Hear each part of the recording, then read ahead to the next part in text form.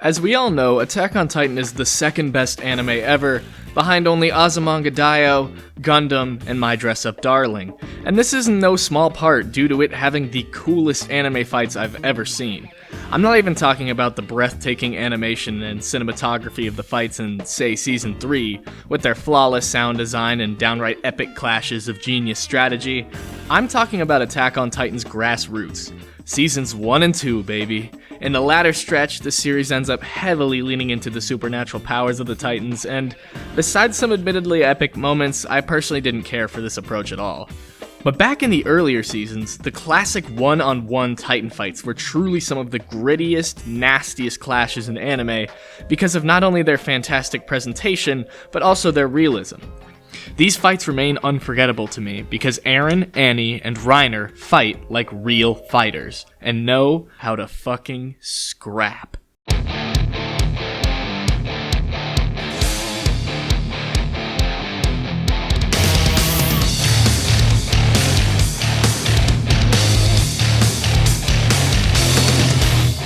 Attack on Titan's earlier Titan vs. Titan fight scenes take a very martial arts focused approach, and as the MMA guru, of course I'm going to look at things through the MMA lens.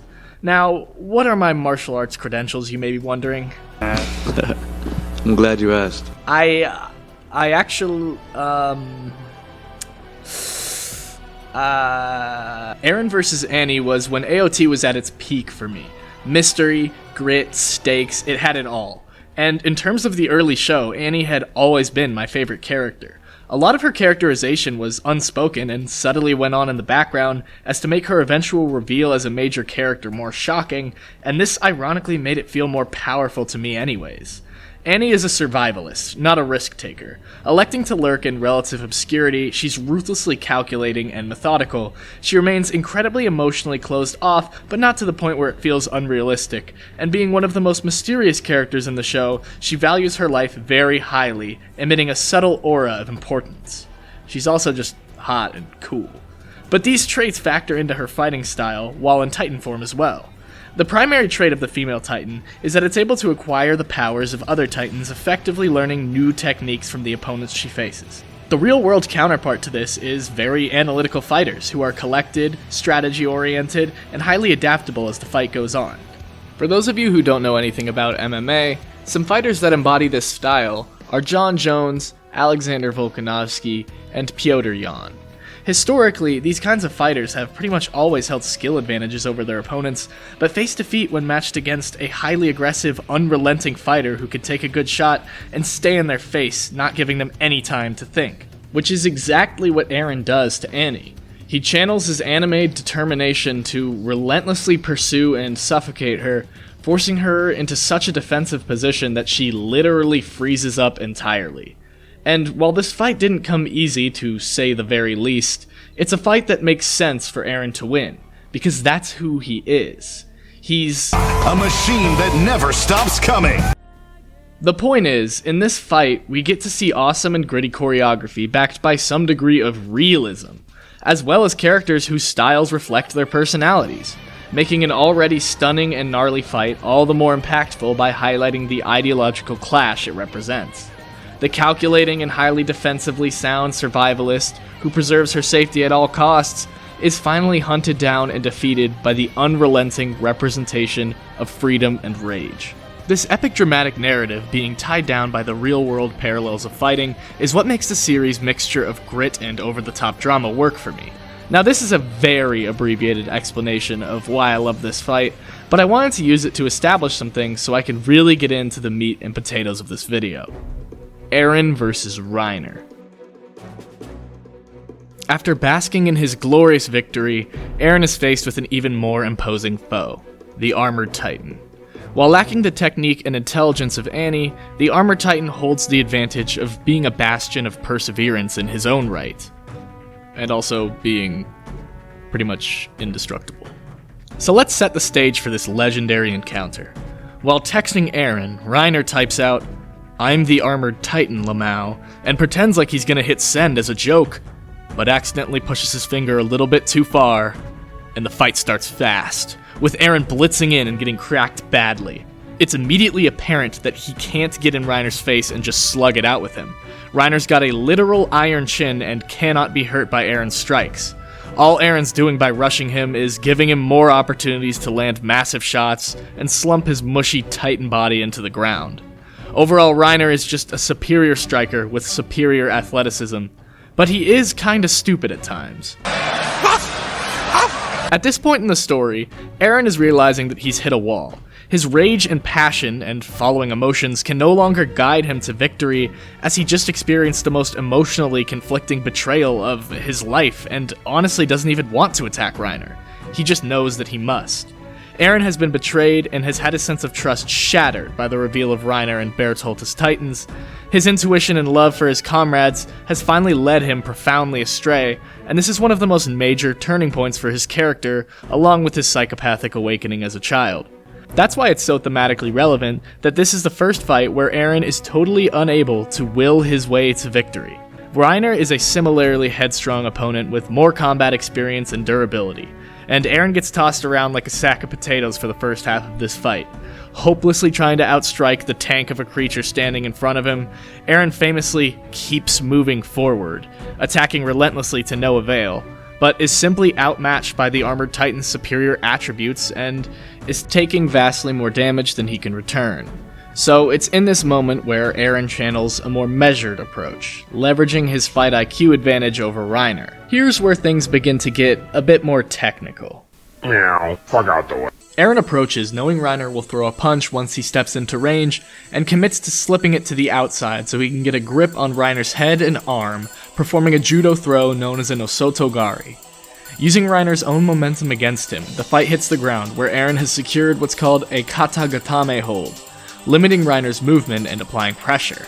After a chaotic scramble, Eren throws up a triangle choke and gets a hold of Reiner's arm from bottom position, tearing it off and immensely hindering Reiner's ability to box with him, because boxing kinda requires two arms. So after they separate and stand back up, Reiner forgoes the option of boxing, opting instead for a wrestling-heavy approach, shooting powerful takedowns that are just too overwhelming for Eren to defend, and aiming to destroy him with big shots of ground and pound. But Eren sees through this, so he separates again. Reiner's Unga Bunga ass rushes back in with a powerful takedown attempt, and predicting this maneuver, Eren lets himself be taken down, but locks his legs around Reiner and secures what is known as a guillotine choke, a classic counter to telegraphed takedown attempts in mixed martial arts. Getting immense torque on Reiner's head, he begins to squeeze, slowly and agonizingly tearing it off to expose Reiner within the nape. The fact that Eren is even employing such defensive techniques does show an element of growth, both for him as a fighter and for him as a protagonist, as a person even. Gone are the days of Unga Bunga Eren sprinting into certain peril without a second thought. He gets the better of this fight by doing something that Reiner doesn't really seem to do. Thinking before he acts. I take care of myself now. Now it's about my kids. I want to live. I want to outlive my children. Of course, 100%. And I just look at it as just, I take care of myself. Despite Eren being able to outsmart such a god of intellectualism as Reiner, he still knows that on some level he isn't the smartest guy around. Yet he wields more power than nearly anyone else and feels a strong moral obligation to use it for something. This is the point in Attack on Titan where Eren shows a new level of dedication towards channeling his power for good. He shows that he's not willing to just go out in a self-destructive blaze of glory. He wants to make a real difference, and will put his emotion aside and think strategically to make that happen. Isayama is a doomer though, and Eren becomes tyrannical due to his own... selfishness, myopia, incompetence, I don't know. What I do know is that I don't want to end this video on such a depressing and dissatisfying note. So I'll instead circle things back to martial arts, because I think it's very relevant. The philosophy of Attack on Titan shares so many parallels to the philosophy of martial arts. Fighting is a sport of great pride, but is also tremendously humbling. Going out half naked for millions to see, you put yourself in the most vulnerable position imaginable and share the octagon with one opponent.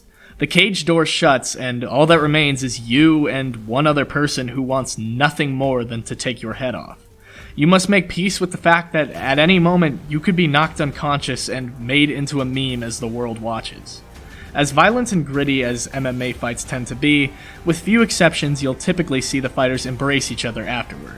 How could you not respect the person standing across from you willing to go through that same surreal terror? People think MMA is raw because it's just two people in there, as all the promotional face-offs communicate.